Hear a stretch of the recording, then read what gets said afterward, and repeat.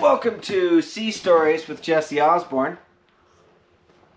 Got my little tiny cappuccino here. And I was just looking through my logs.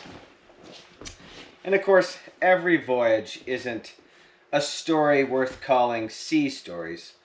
But every time you leave the dock, even every time you spend time on the boat in a productive way, you end up learning something and it becomes part of your larger story. So I just finished that big trip with my boys, and I knew that I wanted more of this. I knew that I had a lot to learn and that it was time to build those skills and strive for excellence. And so I just started doing as much sailing as I possibly could. Of course, I was working full-time as a trooper, and basically when I could get that uniform off, I was on my boat and going somewhere whenever I could. So we did the sail around Revillagigedo Island, and I'll just rattle off kind of what I did over the next couple of months. The next thing I did is I raced his crew aboard a 27-foot soling. This guy named Tom, who was he works at the post office. He was the postmaster. He kind of took me under his wing in racing. And so I got a bunch of experience. I remember I led the spinnaker wrong, and I ripped it. We went to raise the spinnaker and just shredded the thing. I felt really bad. We got it fixed up. He was really cool about it. He liked it because I was nimble and I could work on the foredeck, and we had a lot of fun. So then I went sailing with a bunch of different friends. I started taking more people out, after that big trip, and more evening races on Spirit. That was the name of that little boat. And went on an evening sail with this guy named Louis Bartos. And Louis, it was just an awesome guy. He was like 5 foot something, and he was in his late 70s, and he had this bald head, and he was just kind of surly, but his surliness was just to protect himself because he was actually a tremendously nice guy. And he had an anchor scrim shot into his front tooth. He was just awesome. Sailmaker. Just a great dude. I really enjoyed Louis' company. So I went sailing with him aboard his boat, the Scoundrel. And I learned a lot. And Louis was kind of my first introduction to doing some things with safety in mind and doing things more properly. All of his crew wore helmets on his race boat. I thought, well, that's pretty cool. And he kind of introduced me to, even though he had this anchor in his tooth, he was actually quite practical. And So I just kept on doing that. I took friends and my girlfriend sailing, and I'm looking at all these different trips. On the second, I was in Port Johnson, Dolomite Bay, which is in Port Johnson, and let's see, Lancaster Cove and Chomley Sound, and went to Refuge Cove. I'm just taking like a lot of little trips, weekend trips, right? Trips that don't require taking vacation time. And I'm just out there screwing it up and learning as much as I can. So when I was racing, I was learning, I was asking questions and screwing things up. When I was sailing by myself or I was in charge, I was asking questions of myself and screwing it up. And then what I do is I just go out and I practice and I do all these things, and I come back and be like, something didn't go right, or I didn't understand it when so-and-so said these words, but I didn't have time to ask him, and I'd look it up. And then I would take that knowledge back out there with me again. And so I can see all of my stuff getting a little better, and my terms are still really bad. And then I took some friends on like an overnight trip. And I remember this was really interesting. The one guy, he was a young guy who I worked with in a roundabout way. He had spent a lot of time on boats, but not in charge. He never had the responsibility of running the boat. And he really wanted to prove himself anyway. And I remember there was this very narrow channel. And he had said, oh yeah, you can go through there. We've been through there a bunch of times. And he's gone through there on power boats. Well, we have a 6-foot draft. And I remember him just like really trying to insist that we go through there, and it would cut off like an hour and a half from our trip. And we were friends, but he was getting quite insistent, and he was like, because I've been sailing now for 6 months, right? And he'd been on boats for years.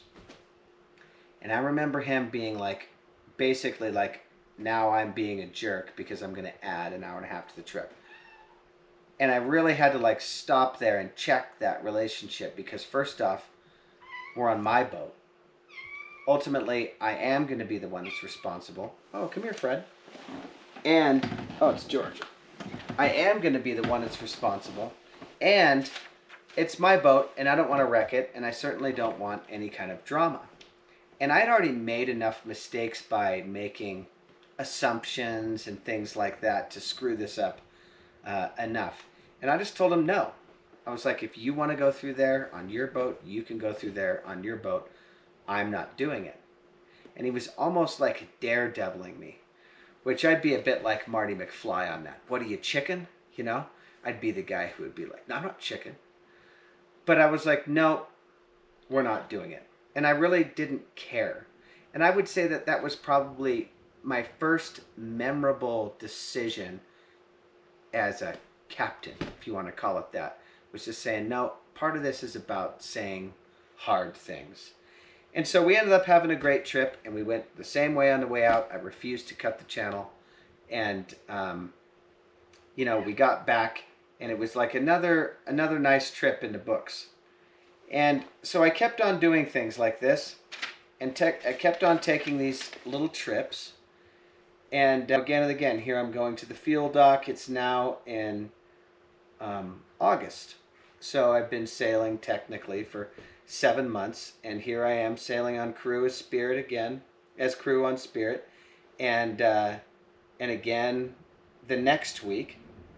And at one point I actually started running that boat myself, which was really fun.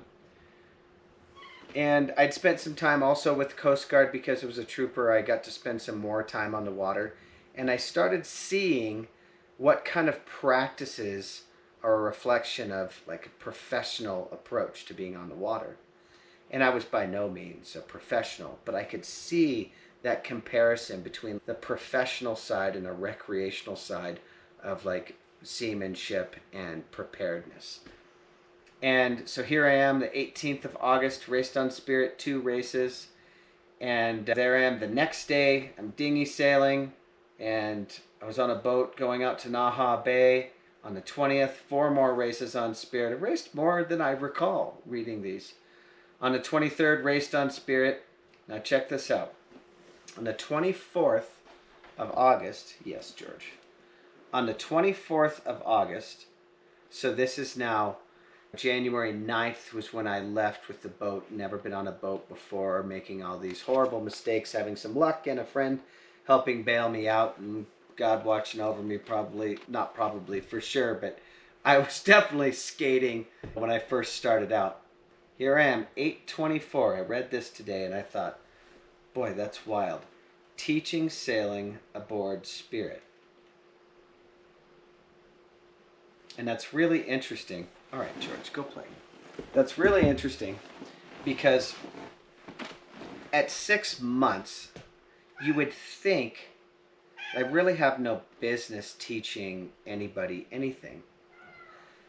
But I'm looking back on this, and I'm like, well, how did I get there? Well, first off, was I teaching them great? No, I was teaching them what I knew to be true. And I also knew that I had been constantly learning and focused on learning. And I've definitely struggled with pride in my life and like gone through being a know-it-all on this and that and everything. But in this area, it was just very present to me that I was ignorant. And I embraced the student mode, and it was part of some of the best learning for me personally that really started happening in my life. It was just like, no, there's no shame in saying like, I don't know. In fact, it's really empowering, because that opens the door for all advice. Bad advice, good advice, input. So when you say, I don't know, there's a whole bunch of things that happen. And what happens, by and large, in a room full of people, if you say, I don't know, everyone around you, their character comes out. And you're definitely going to have the person's like, haha, I do know. And then you're going to get their opinion, and they're going to view you as the I don't know guy. This is an immature kind of person. And when you see them and they start bringing, well, I do know, and they start talking about what they know, they're probably not going to have anything to offer to you. So just like, you can be nice, but like scoot that aside, right? Then there's someone that is relieved that you said, I don't know, because they probably have recognized that they don't know too, and now you've found a friend. That's a fellow student. They're going to come to you and ask questions, and they know that you're not going to BS them because you just said, I don't know. And then there's the teacher that says, I don't know, and they try to pass something on to you. And it's just a fascinating sifting of people when you're able to say, I don't know. Well, I've been saying I don't know a lot. And so I was getting a lot of really good advice, certainly better than learning the hard way, which is the dead end street. And here was the other thing that was interesting. Because I said I don't know, and because I was ready to fail and learn from it, I'd actually taken quite a few trips and gotten quite a bit of experience at this time, relative to the fellows that I was hanging out with. So some of these people had owned boats for 15 years and they'd been out 10 times. And they sit down and tell the same old stories. Well, that's fine. That's a good way for them to enjoy it. But what they want to say is, I have 15 years of experience. But they don't. They have 2 days of experience, 15 years in a row. And that's something to be really conscious of. Is when you're learning and you're trying to get advice, if we can ask, and this is what I try to do, ask what kind of trips people taken and where they've gone, that's going to tell me a lot about how their advice was going to come across. Not just the boilerplates or, oh, I grew up on boats. We grew up fishing, so I know some stuff. Like, I'm sure you do, right? But when people can recount going on these different voyages, it holds a lot of weight. And I remember I pissed a couple of people off inadvertently. I'm at the yacht club, and there are people that live there like all their life or all their adult life. And I got back from that trip with the boys, and the Coast Guard was looking for us because I didn't tell anybody where we were going and all that. So that's my bad. And they said, oh yeah, well, what'd you do on your time off? I said, well, me and the boys went around Riviera Judeo. And they looked at me and they said, I've always wanted to do that. And you look out the window, you can see their boat. And they work right down the road. And I realized right then that just by taking some calculated risk and getting into the unknown, that was really the sweet spot of sailing. And if you're watching this and you're thinking about taking your boat somewhere, and there's all these excuses that jump up, well, that's fear. And I've felt that fear. I've been like, oh, should I take this trip? Should I go with my boys? Remember, fear is good for us. Fear tells us, hey, if you screw this up, there's consequences. And so if you're going to do it, this is what fear says to us. If you're going to do it, you really need to do it well, because this is going to affect more than you. So fear is the killer of pride. And if you can kill your pride, you can be a student. And if you can be a student, then you can gain a lot of experience in a short amount of time. So when I read this, I was like, what are you talking about? 8/18, 7 months, and what is it? 9 days after I started sailing, I'm teaching people. And then here it is, 4 races on Spirit, raced on Spirit, teaching sailing again on the 24th aboard Spirit.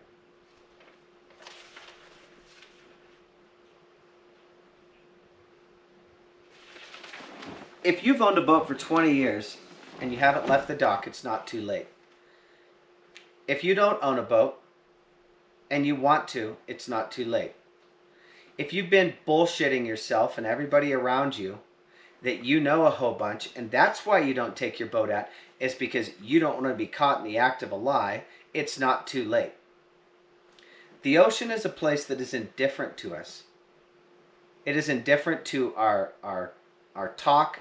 It's indifferent to our stories. It's indifferent to whether or not we feel sick or hungry or hungover or angry or sad, glad, mad. It doesn't matter.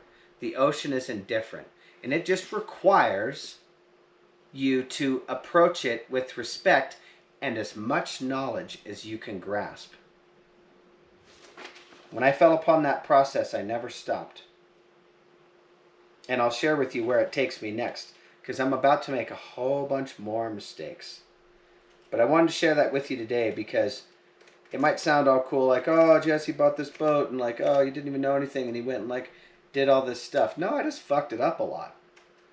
And simultaneously was willing to extract the lessons from each one of those near disasters, near misses, or just blunders, and gather advice. I guarantee you, if you do that, if you hear my stories and you're like, oh, I'm not doing that, you just became a better sailor. Hear my screw-ups and be like, okay, I won't do that. You're a better sailor.